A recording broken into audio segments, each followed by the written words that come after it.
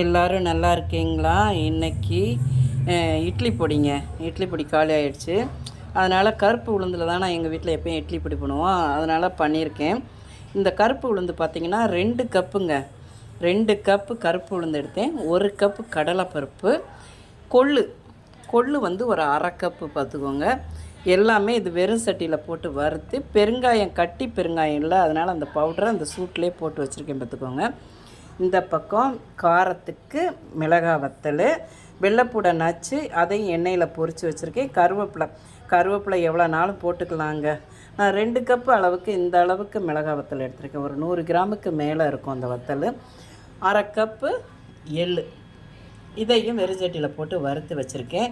இது எல்லாத்தையும் சேர்த்து நம்ம பவுட்ரு பண்ணணுங்க. சூப்பராக நைஸாக அரைச்சாச்சுங்க. அந்த பவுட்ரு செமையாக இருக்கும் பார்த்துக்கோங்க. இட்லி தோசைக்கு நம்ம பொடி இட்லி பொடி தோசைக்கெல்லாம் சரியாக இருக்கும் இந்த பொடி. நல்லா நம்ம வீட்டிலையே எவ்வளோ முடியுமோ தயார் பண்ணி நம்ம சாப்பிட்றது தாங்க நம்ம உடம்புக்கு நல்லது.